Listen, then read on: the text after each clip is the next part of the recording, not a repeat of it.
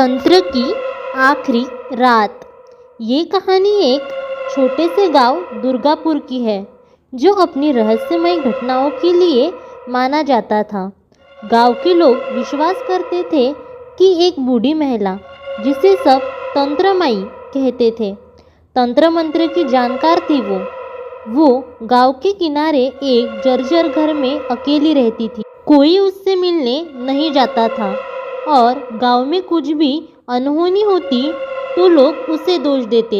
लेकिन एक दिन कुछ ऐसा हुआ जिसने पूरे गांव को हिलाकर रख दिया। रमेश एक गांव का नौजवान जो शहर से कुछ दिन पहले ही गांव में अपने माता पिता के पास आया था, तंत्र मंत्र जैसी बातों पर विश्वास नहीं करता था। उसे लगता था कि ये बस पुराने समय की अंधविश्वास है। गांव के लोग अक्सर तंत्रमाई के बारे में अजीब बातें करते, लेकिन रमेश ने इसे कभी गंभीरता से नहीं लिया। एक दिन उसकी जिज्ञासा इतनी बढ़ गई कि उसने तंत्रमाई के घर जाने का फैसला किया। रमेश ने शाम को तंत्रमाई के घर की ओर रुक लिया। रास्ते में उसे गांव वालों की बातें याद आ रही थी। रात को वहां मत जाना वरना वापस नहीं लौटोगे, उसके घर के पास भी नहीं भटकना। लेकिन रमेश ने इन सब बातों को नज़रअंदाज किया। जैसे ही वो तंत्रमाई के घर पहुंचा, उसे लगा कि आसपास की हवा भारी हो गई है। घर की दीवारों पर जाले लगे हुए थे और हर जगह अजीब सी गंध फैली हुई थी। घर की खिड़कियां टूटी हुई थी और दरवाज़ा खुद ब खुद चरमरा रहा था। रमेश ने दरवाज़ा खटखटाया, लेकिन कोई जवाब नहीं मिला। थोड़ी देर बाद दरवाज़ा धीरे धीरे खुल गया। अंदर से एक धुंधली सी रोशनी निकल रही थी। रमेश ने हिम्मत जुटाई और अंदर गया। घर के अंदर एक बूढ़ी महिला बैठी थी जिसकी आंखें सफ़ेद थी और चेहरे पर अजीब सी मुस्कान थी।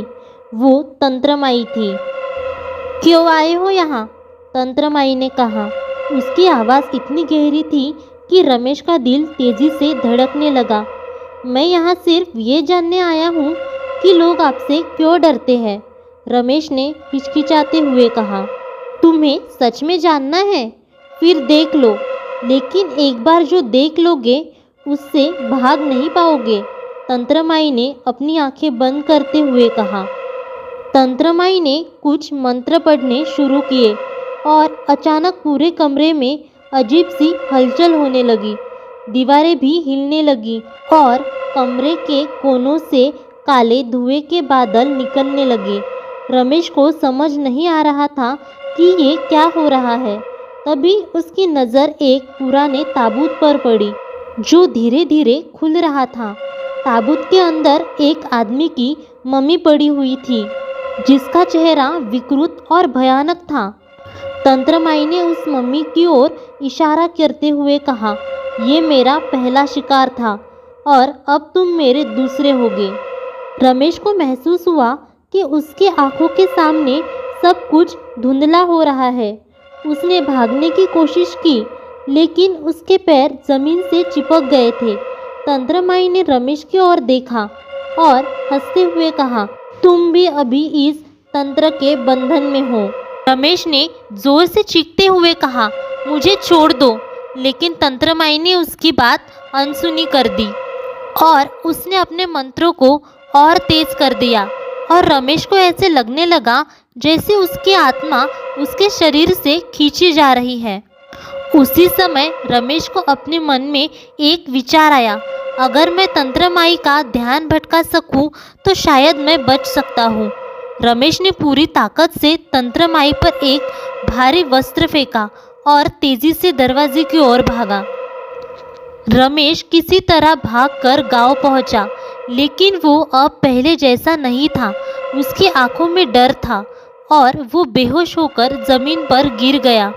गांव वाले उसे उठाकर उसके घर ले गए, लेकिन वो अब भी किसी से बात नहीं कर पा रहा था।